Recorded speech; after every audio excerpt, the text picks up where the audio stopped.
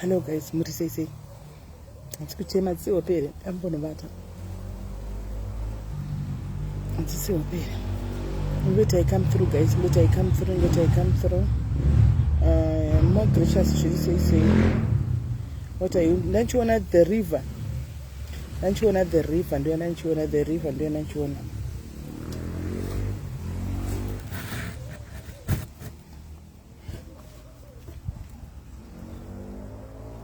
Nchiona the river then nchiona ndagara pamvura ameno tiri kubuda zvakanaka ere quality kana kuti chiye picture right.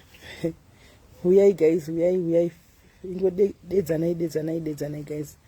Yes Meg zviri sei Ethel, how are you lolo zviri sei Judy zviri sei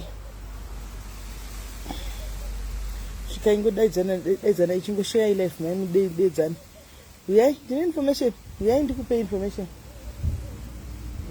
information guys. Dedzanai teganai mungo share life, teganai mungo share life. Plus remigio ndeipi zviri sei achokubuda. All right, Justina Utilia matatu zviri sei. Where's my Jake? Muri sei my Jake. Yes, Maud Tendai, how are you? Share life guys, share life. Much get to 15 degrees nyaya kuitika pane nyaya kuitika panapa. Anza chema ndatombono pama kuvata. Eish. Ndatombo pama kuvata wedwe.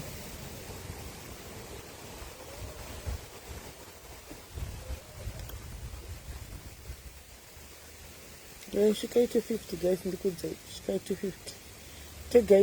Tegai ni mama da kwenda ku UK rara uyai COS uyai ari da kwenda ku UK chipa mangoti kwa ndoda kwenda opacha ndo right. Ya ugarire padhuze apa liya garira pano padhuze ras garira padhuze garira mudhuze izvozvi garira mudhuze nyatsonzwisisa garira mudhuze nyatsonzwisisa garira mudhuze kwanza muri kuoneka neopo dzisingaiti kuda mbonovata ndamboti ndimuke ndamboti rega ndisenda marineta nyama yangu ndinovata ndozomuka time ndakuinyatsoidi ndakuibika anzi paparazzi zvese ndofunga ini maitu I think zvese ini halima piri zviri sei kuti paparazzi plus wapana mborara ndanchimbozama kuti ndikudawo SIS MELLY ndanchitombozama kuti kwaenda gutisa ndakagutisa kuita zakura nai rutendo fei wadyeiko wadyei rutsa ndosati kumwe muromo urutse sati kumwe muromo umborutsa ufile zviri nani wadyeiko nai chaita tugutise ugute kudaro tudumbu riti risvimbe kudai wadyei ta 234 ngada tisvike pa 250 ndikudze nyaya ipano tisvike pa 250 ndikudze nyaya iri pano anzi mama isu ndikudo ipa papa ndikudzokera kumasure ndanchita episode by episode ndichidzokera kumasure ndichifamba nawo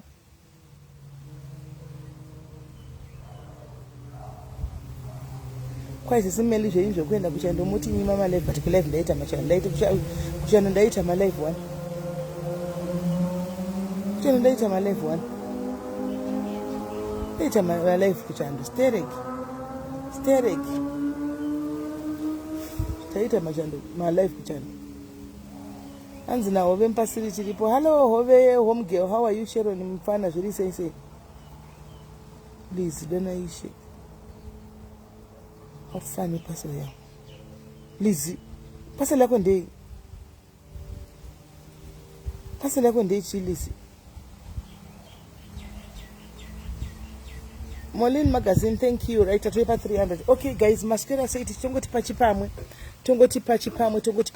right? Ndoda kuti munzwe nyaya iri pano. Anditika ndoda kuti munzwe nyaya iri pano.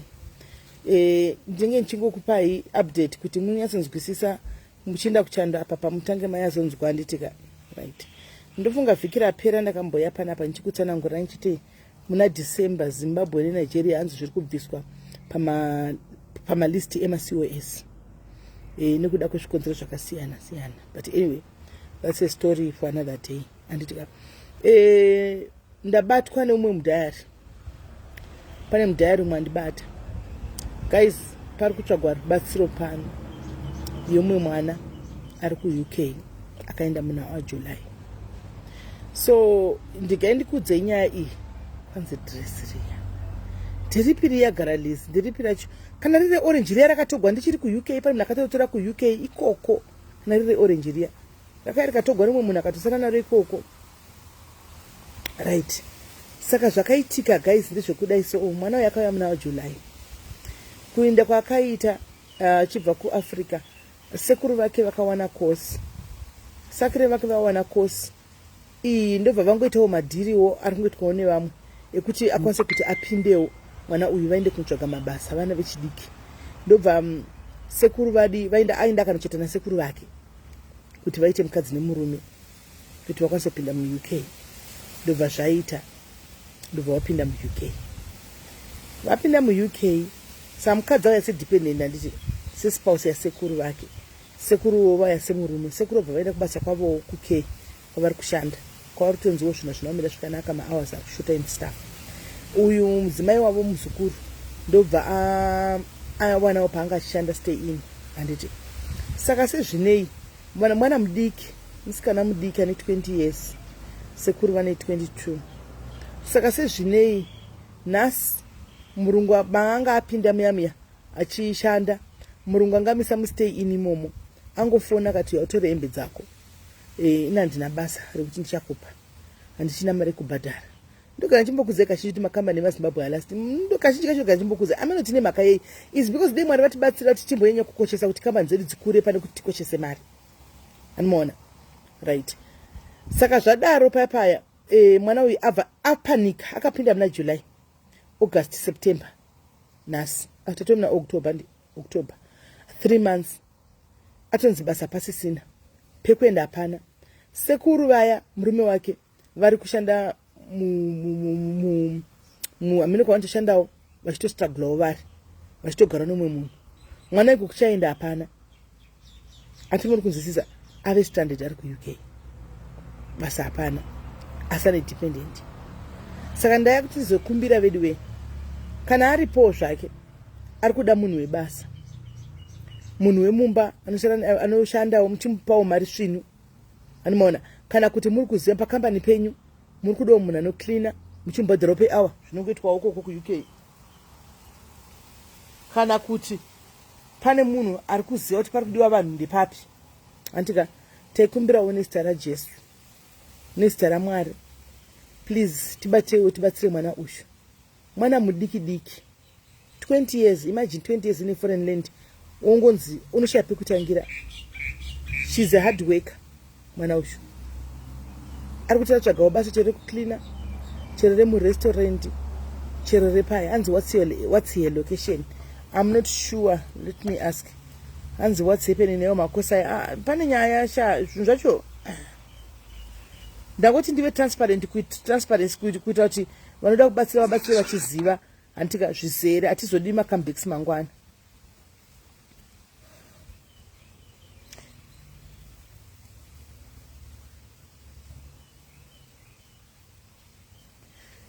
Ende mwana uyu andori class 4 driver's license, ane class 4 driver's license.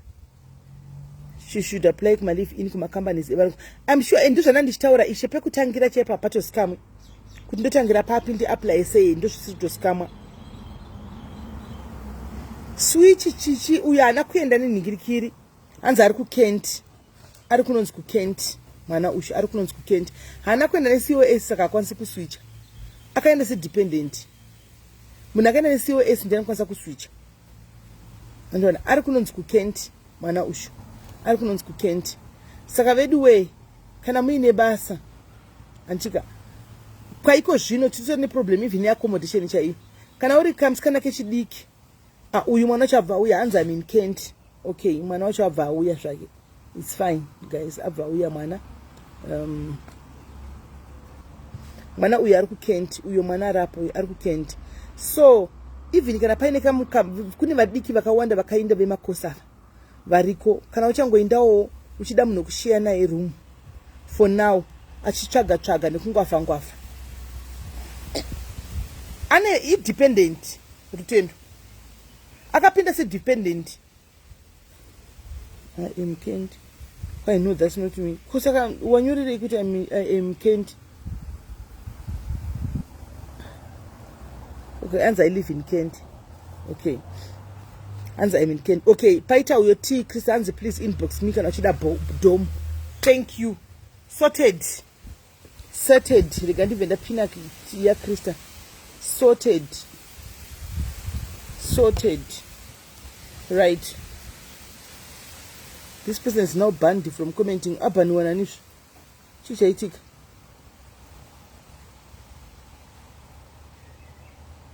Kwa bani wanani?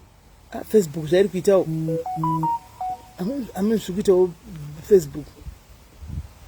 Amen. Right. Saka enda ku inbox kwa T Krista. Anzi kune basa re domuko. Ask her to follow me.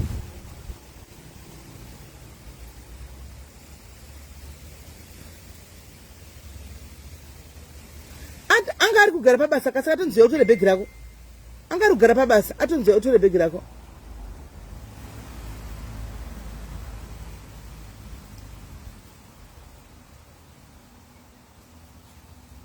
Hai modesta mabasa hobo ufunga korobeti ndozvana chitora kana mabasa akawanda but mwana mudiki 20 years abva apanika achangoya remember 3 months chete abva apanika pekutangira asivi pekutangira asikuziva ane 3 months chete mwana mudiki saka ndikutsvaga rubatsiro rwenyu kuti zvinogona kungoita timubatsire anoona zvinogona kuti timubatsire anoona mwana mudiki saka please kana mune pamuri kuda ndiudzeiwo pekuti poitwa sei please help me kuti kana pano mune pamuri kuzopadwa basa senge uyu atotaura kuti ane dom uyu ane dom ke uyu ane dom ke anosvika pa ane driver's license yake class 4 that's good ane driver's license yake class 4 that's very good that's very good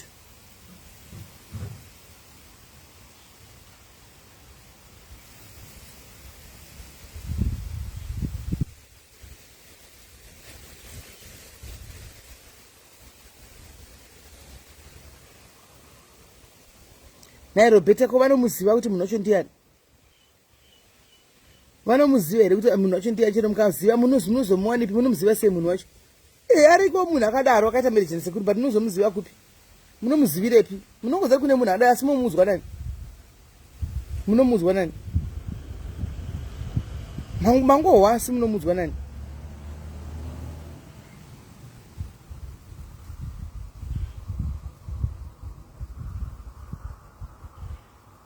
munomuzwa nani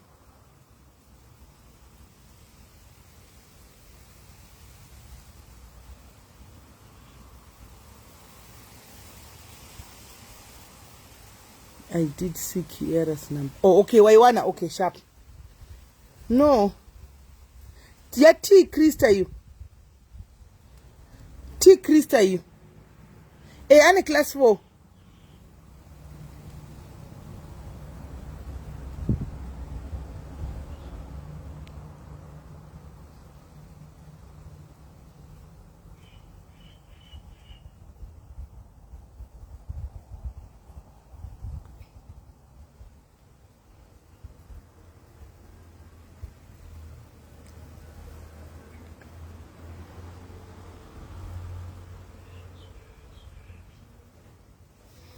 hanzi kuBournemouth angari dependent one, please stop raising my issues anokonzeresa vanhu vasawane mavhisa. Independent hanzi akaona pana mutora donda pise. Yes.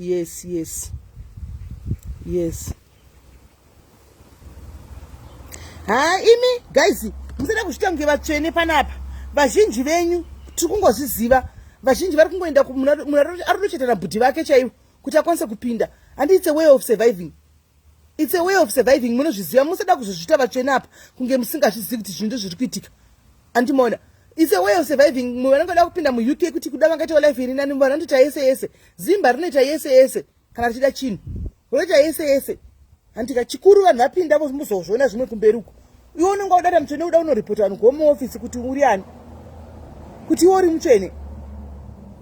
Imi sei vanhu vangu vabve kushoko. Vanhu vakazvingwavhira kazvitetera sekuru akapinda muUK isaka. Plus muzukuru mukadzi saka. Kana kuda kuenda nababa unochata vauze kuti unochata nababa kuti I do daddy, I do my husband, till death separate us. Wakasimudza roko uchicheta namudhara wako kana wakuda kuinda kunze kwenyika. Ini baba vako neti unoenda kunochata iwe kunoti I do till death, kana namai vako iwe kana wada kuinda unochata mama ande kumuchato tochata kuti let no man put asunder. Muri muchato muya. Handinoona panoenda kunge zvinhu zvinyuwani unge zvibatawo zviwa pano imi kwana imi kwana iyo ari kuchata uku kuti vanhu vainde uku zvakaoma.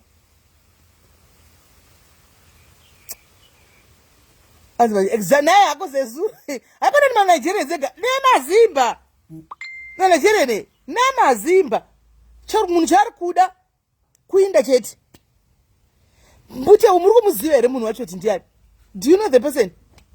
No one knows the person except me. Uyu lolo asiri yemunhu anyora kuti handisiri ini munhu wacho ari kuzivawo kuri kudiwawo munhu. Anditi munhu ndini ndega ndomuziva. Matasira sei? Alright. Muna kuziva munhu ndini ndoga. Saka imi munhu munomuwanepi kuti munomuripota? Munoripota muchimuwanepi?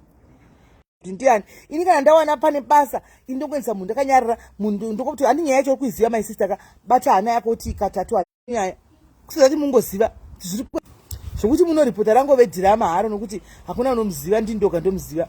Munoripotani? Nditi kudi kuti takaenda kwaSIS MELLY kukaikure munhu takatsvakai munhu bata SIS MELLY home office vakudze kuti ndiani. Saka yekuno home office yacho ndotova takaima ndipa papepa ndikudzei tonozana zvibvume here. Zvakaoma. Lolo busy uyu asiri iye uyu. Lolo busy atoti ari kuziva pari kudiwa munhu.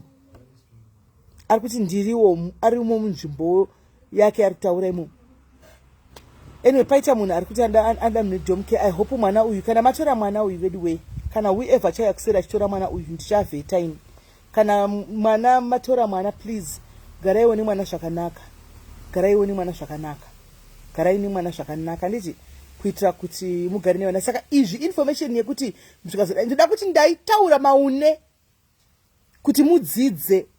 Anditika pane lesson ini munozodwa kuti tidai tototaura ini ndizoprotecta hangu vanhu vangu. Handimaona zita kuti mazita nechichikuseri but izvi munofanira kuti muzive. Handimaona kuti kana maita this route yekuchata handika masvika kumberi iva ine backup plan. And we have to say this. Kana maita route yekuti machata handika kuti mupinde kana masvika chiitai backup plan because anything can happen. Andi muri kudzwa anything can happen. Andi muri kunzwa anything can happen. Saka muchiplazi vari kuita zvokusimuka vachinda kumberi uko nemakosi handika garai maziva nokuti muri kuita handi muri kutengeserana muchato vamwe vacho muri kuchata handitika pachenyu kuti muende chigarai maziva zvinogona kuitika paground. This is one typical example of zvinogona kuitika paground. Anomaona this is one typical example of zvinogona ndoda kuti mugare muri well informed. Saka munogona kuzviona inyu sekuti zvakakanganiswa zvotogwa nemwenzira but I want vana vangu vari kuenda kuUK kuti vagare vari well informed of what might happen masvika kumberi.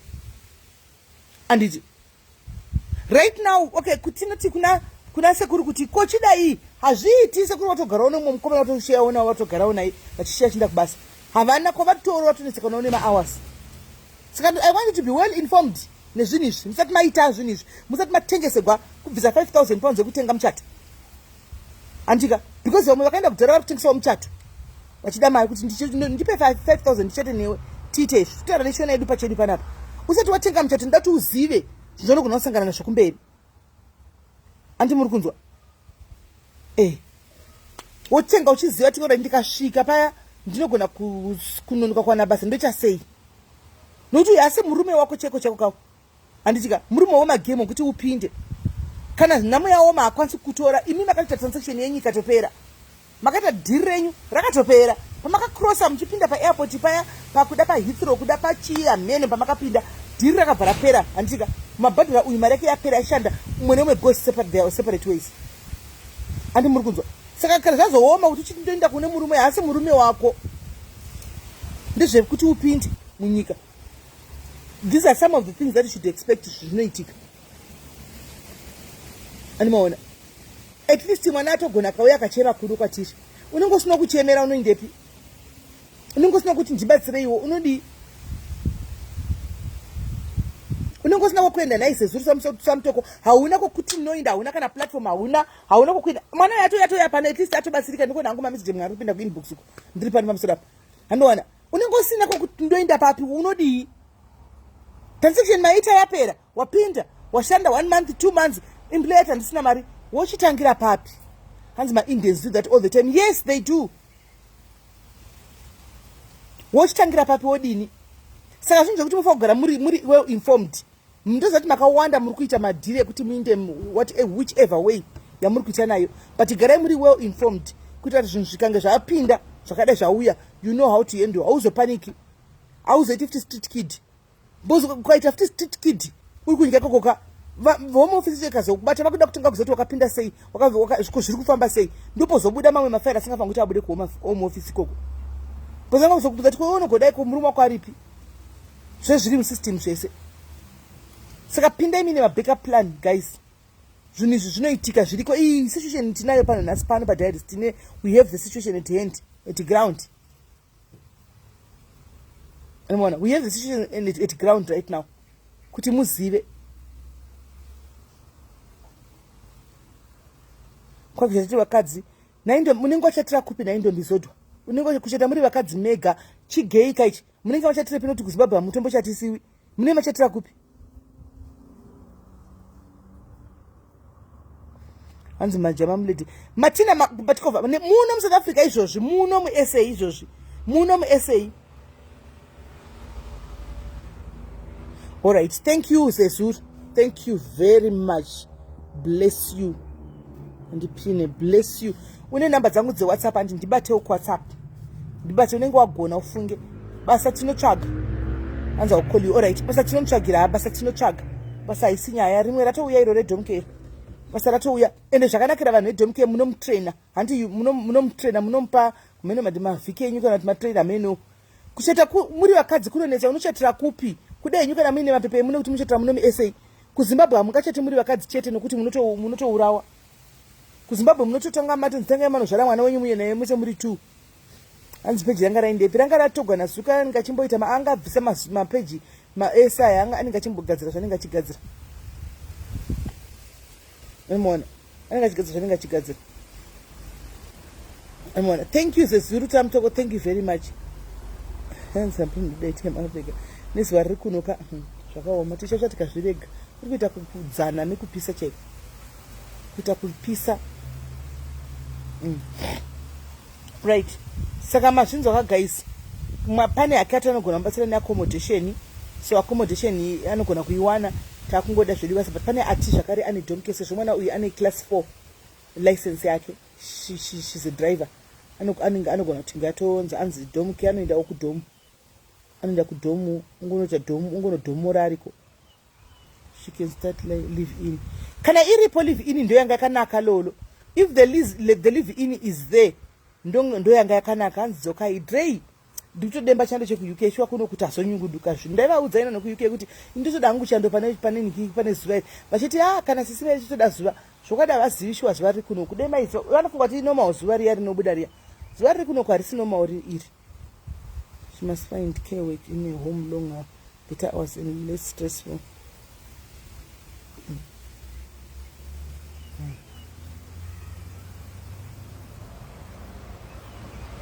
Live in is better. But iripo here live in yanga kanaka chaizvo lolo tikaiwana live in kuti angobvawo kune bhegi rakachingopinda uko zvazvakanaka but aripo here ane live in yacho because angatori kulive in izvozvo.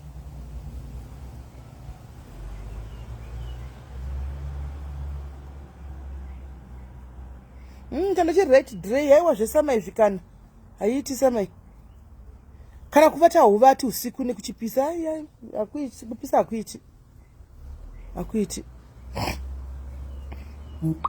hanzi UK ma1 mongoida henyu but unoziva shami mawere ku-UK iko vanozongoitawo ma-opportunities ariko vanozoita ma-opportunities avanenge variko ndo avanenge vachida andoona ende anzisime let's hope hamuna kundikangama yaiko up vanhu vanozokuita iwo upenyu hwako wakadogona iwo wakatopedza iwo vanhu vanenge vakungoitirawo vana nokuti mikana yevana chete yakawandisa andoona plus mabasa avo afa akashayikwa simba rako chokwadi chakanaka simba rako mabasa hambofi akashayikwa ndo chokwadi simba rako.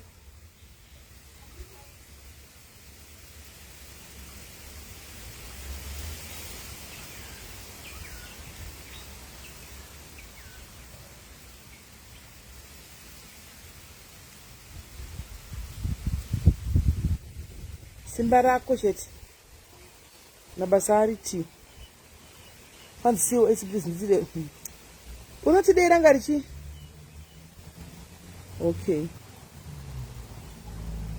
unotidera ngari COS riri kuwanikwa kudai so unoti vanhu musava dei vari palive izvi dei vari kumashifti izvozvi dei COS riri kungonongwa kudai dei munhu wese pasina vanhu vari kumashifti.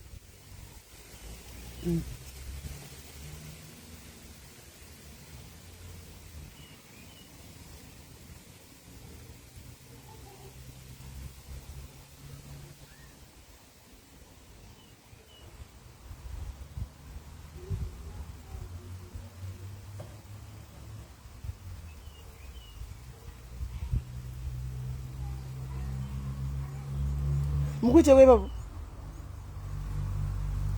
kwaitipewo basa simeta korani namo Viola unoziva hanzi vakadzokera amkwamba kuti wakatodzokera kudhara wakatodzokera kudhara utowe ku-UK wakatoenda kubasa kudhara munoziva princess akavigwera akavigwa queen sorry queen Kiera akachengetwa zvakanaka chose team SA tikatounganidza maredio echema yatakatumira sorry pamwe chendombokangana ende waita kuwabvunza tikatotumira maredio echema inokwanisa kunge yakaita about 160 US dollars tikati mwana wacho naone zvokuita so azoisa nda kutora passport saka akatoda kutora passport aiwa akachengetwa princess akachengetwa princess.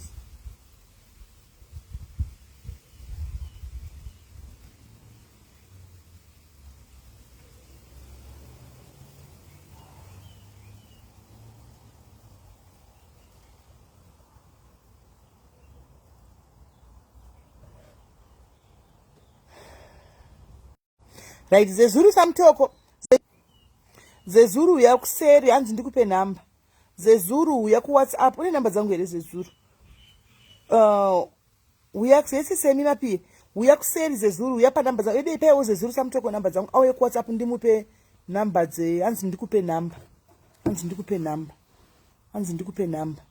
Saka ndipewo ningirikiri. Zezuru ndibate ku WhatsApp ndikupe this. Okay, okay, yes. Kwadi kupina na hii wesi.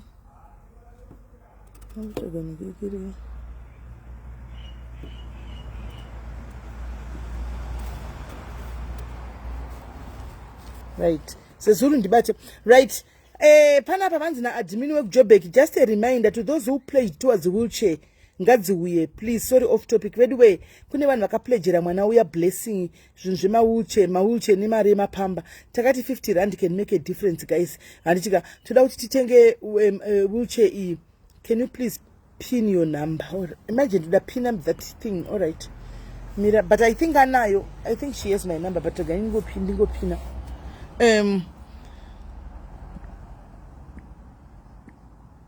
Plus 2764 89.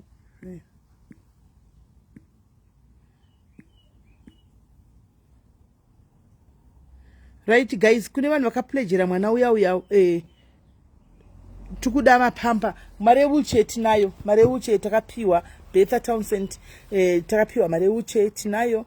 Tizodzadza nemamwe yakabviswa wheelchair inokwana.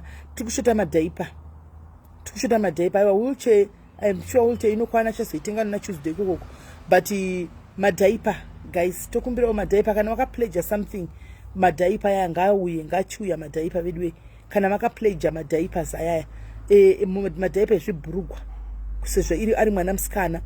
Handitika madhaipa ezvibhurugwa sezvo ari mwana musikana, please titrail plan. And also kana uine hembe, ndakakumbirawo hembe dzevana 10 years 11 years dzisingasashandiswi kumba kwenyu, please tipeiwo. Handitika tipeiwo tibatsire mwana uya, saka kana makapledge please ndokumbira kuti musadzikise zvamakaita. Handitika zvamakapledge, nokuti dzimwe nguva tinodedzera makesi naizvozvizvi. We pledge and we don't fulfill. Handitika it's wrong. Pamberi paMwari chako it's wrong. Handitika we pledge and we don't fulfill. Handitika tapledge ngatifulfillei. Handitika ndikudawo COS kenoniwaniwo ndimona. Saka namba iyo munogona kuya and then I'll give you number dzevanhu vanokwanisa kuti vadhile nenyaya ishi yemwana uyu. Handitika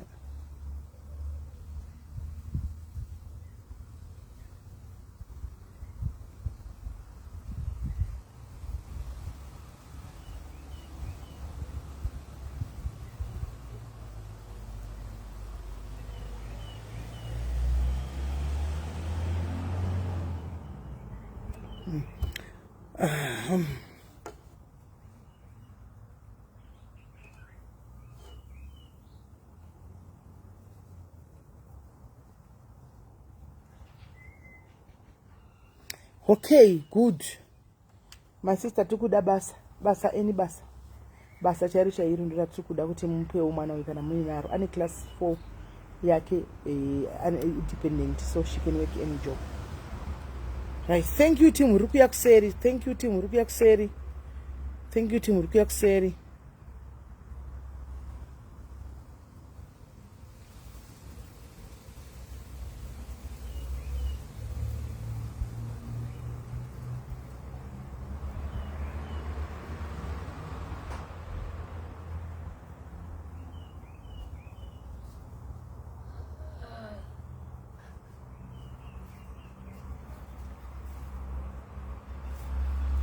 Come.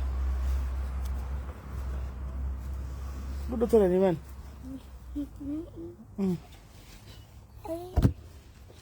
Hi guys. Saying hi guys. Yes. Okay. And you can do kuni basa. All right. Somebody came through. There's a WhatsApp group at the name Melissa don't join when just warning the public. Okay. Right, saka I think ndizvo zvanditi.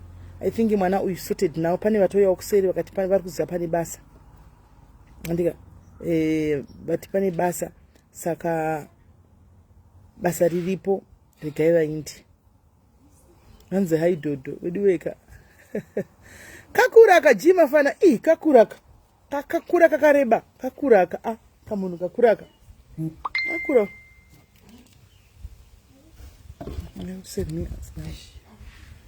Aiwa basa atoriwana.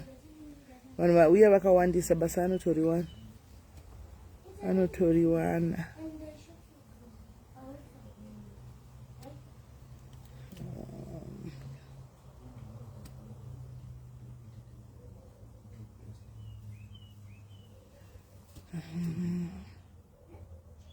Oh, what call when free. All right.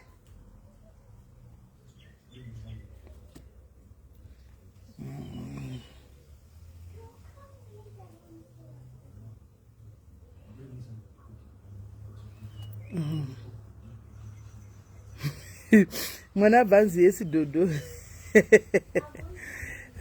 Mediweka.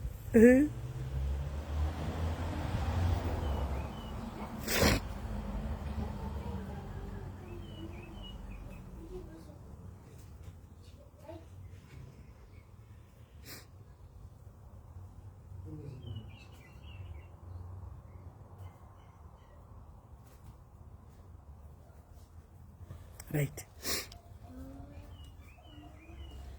Kwa mwana wapo kila vakachira sisi unikai wetsisi wechidoka pakaipa. Saka guys ndakwenda ngwa ndike ndimbonoisa matama pa ndimonovata. Okay.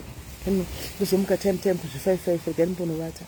Kasi ndimbonovata at least I'm happy with mwana uyu awana pekutangikira anditika. Saka vari kuenda da kuenda please gather all the information that you can before you go, before you part ways with your money. Uchingo ndoda kukwira Ethiopian Airways kana kuti kata tanga wa gather information zvinenge zviriko pa ground, possibilities dziripo, consequences that are there, then uenda une information nese iripo pa internet. Gather information, then we'll decide and then we'll go. Hands dema ina ndisi zvema track to me. I don't know zvema track. I don't know. Right guys, musira zvakanaka ka asata wanikwa mwana waya musira zvakanaka guys, tobatsana palesa ndika gani mbono vati.